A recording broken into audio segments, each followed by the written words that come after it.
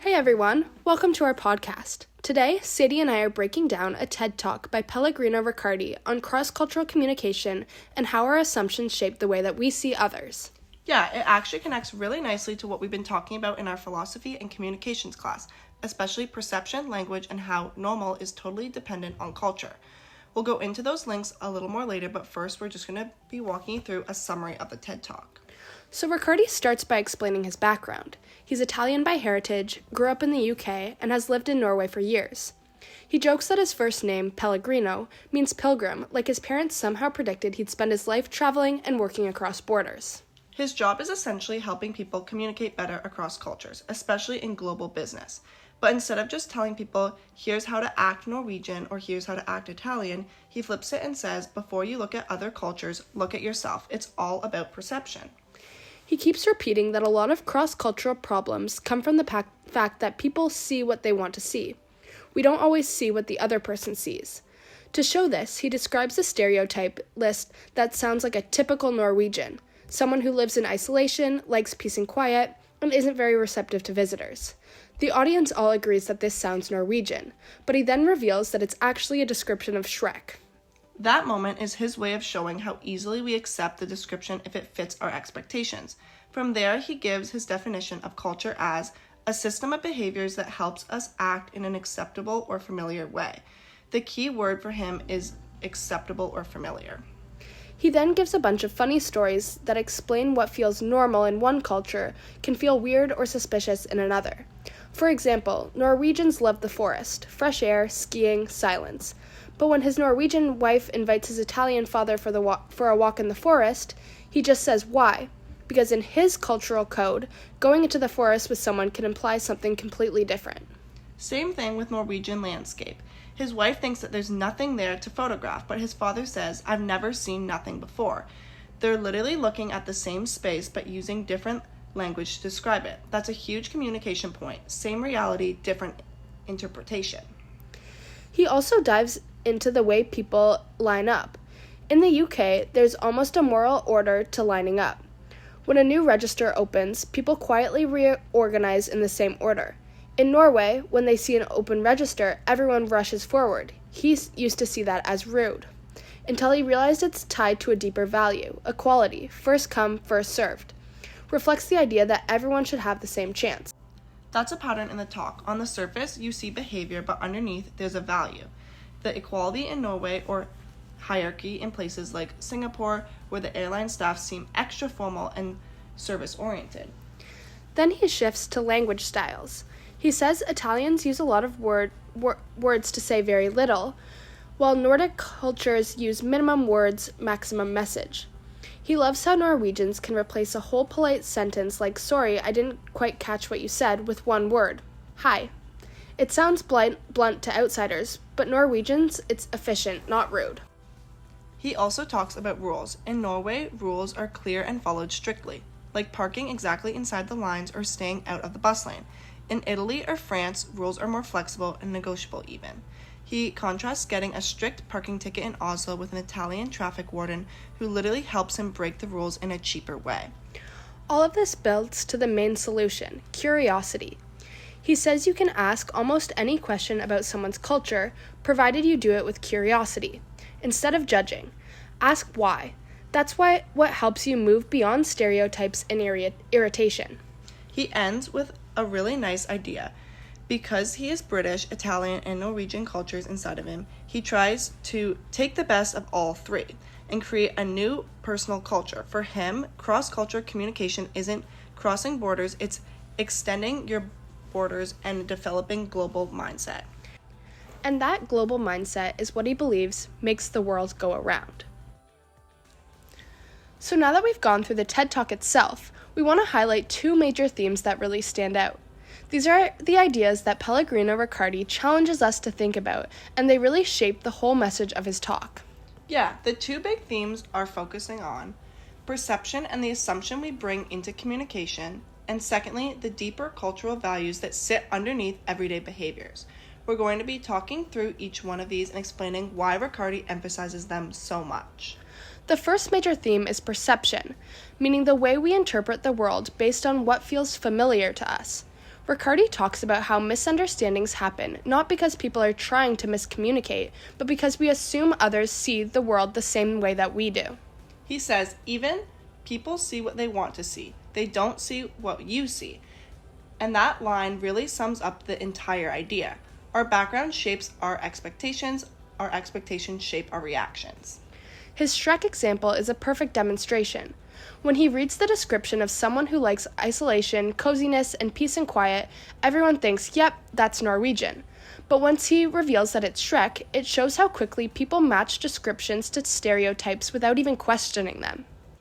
And he uses humor, but the point is serious. We're constantly filling in the blanks based on our own mental model. Even little things like how he switches accents at the airport shows how people respond differently depending on the expectations they attach with the person's appearance or voice. Right, because with an English accent, airline staff treat him differently than when he speaks with an Italian one. Same person, same message, but the perception from others changes everything. And that's why this theme is so important. If we don't become aware of our assumptions, then we end up misunderstanding behavior that actually makes perfect sense to other people. The second big theme is that cultural behavior is never just random. It always reflects deeper values. Riccardi's whole talk is built around showing the difference between what people do and what those actions really mean. For example, when he talks about queuing in lines, it might look like Norwegians are being rude or chaotic when they all rush to this new cash register. But beneath that behavior is the value of equality. Everyone should have the same opportunity, so it's first come, first serve. Meanwhile, in the UK, people hold their place in line even when a new register opens. That behavior reflects values like fairness and politeness. Both cultures see their own way as normal because it aligns with the values that they grew up with. The airline example is great too. Singapore Airlines feels extra attentive and formal because of the cultural and hierarchy values in their region. Scandinavian airlines feel much more casual because equality is more important there. So if you only look at the behavior, one seems overly formal and the other one seems distant.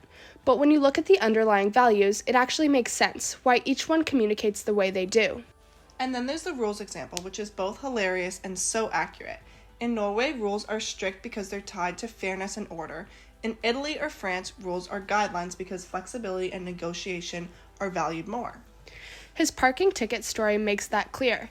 The Norwegian traffic officer sticks exactly to the rule. The wheel must stay inside the box. Meanwhile, the Italian officer tries to help him break the rule to save more money. Two completely different interpretations of the same situation.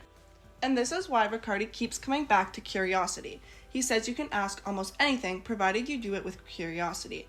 And that's how you move beyond the surface behaviors and start understanding the values underneath them. In a way, that's the heart of the second theme. You communicate better when you search for the why behind people's behavior instead of judging the what.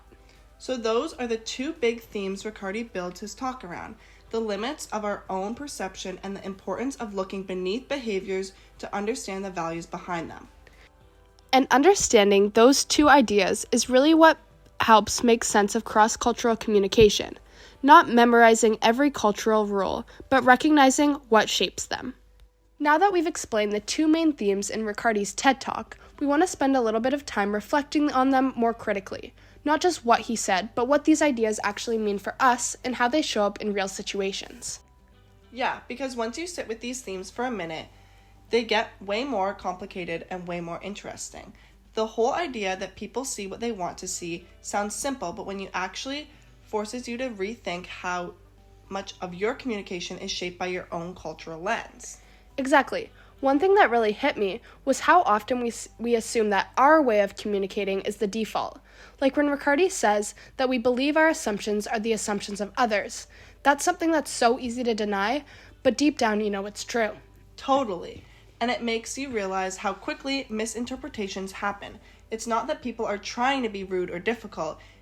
It's just we're reevaluating their behaviors through their own value systems, when in reality, they might be acting completely appropriately in their own cultural context. And when you think about it, that's where the danger lies. Because if we never question our perception, we automatically categorize behaviors as normal, weird, rude, or polite, without understanding the cultural meaning behind them. That's where conflict comes from, not from the behavior itself, but from the interpretation. And that's why I think Riccardi's point about curiosity is actually way more profound than it seems. He isn't saying be curious, he's saying that curiosity is the only way to interpret automatic judgment. Without curiosity, you react. With curiosity, you ask. Yeah, like curiosity becomes this little pause button, this buffer between what you see and what you think it means. It gives you a chance to see the intention instead of just the behavior. What's interesting too is how all of this connects to our lives in the way we didn't even realize it. Like for me, working in criminology and law, especially with my placement where I write Gladiator reports for Indigenous clients, perception is everything. If you don't ask questions, your assumptions of your own culture or context, you risk completely misinterpreting their story or their behaviors, and has real consequences, especially working with Indigenous clients. I see this working in business as well. If you're negotiating with people from different countries, the communication style can be completely different. International business courses always teach that misunderstandings can cost deals. But hearing Riccardi break it down made me realize that it goes deeper than polite versus direct. It's about values, worldviews, and seeing past your own cultural programming. What I like about Riccardi is that he never frames cultural differences to be something to fix. He frames it as something to understand. And I think that's a shift from what a lot of people need to make. Away from how do I make them communicate like me towards how do I understand the lens they're using. Right, because the goal isn't to erase differences, it's to interpret them better. That's why I liked when he said misunderstandings usually happen when we only look at the surface, like the whole thing with the Norwegians rushing to the cash register. If you stop at the behavior, it looks rude. If you go deeper, it actually represents equality, like we were saying before. And that idea really changes the whole concept of common sense, because what's common in one culture isn't common to another. I think the TED Talk subtly reminds us normal isn't cultural intervention, not universal truth. Yes, and that's why we thought it was important to include that the theme in our key points. It affects everything: how you read people, how you manage conflict, how you build relationships, how you work professionally.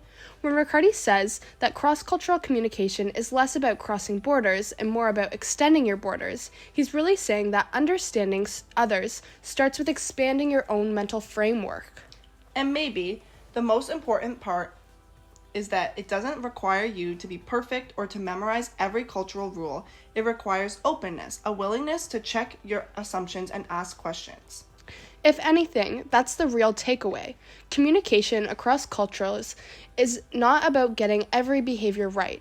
It's about being self-aware enough to recognize that you aren't the default, and curious enough to try and understand the other person's perspective.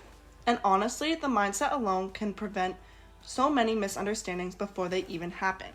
Exactly, and that's why these themes feel so relevant, not just for cross-cultural communication, but for communication in general. Since we just reflected on our major themes, before we move on, here's something for you to reflect on. Think about a time when you misinterpreted someone's behaviors because you assumed that they saw the situation the same way that you did. What belief or expectation shaped your perception, and how might have that interaction changed if you had paused and asked a curious question instead? So now that we've talked through the main themes and reflected on them, we want to bring in some concepts that we've learned in our philosophy and communications course that Sadie and I took together. And honestly, once we started looking at Riccardi's examples through that lens, everything he said took on a whole new meaning. Yeah, because at first his talk feels like a collection of funny cultural stories he's experienced throughout his life.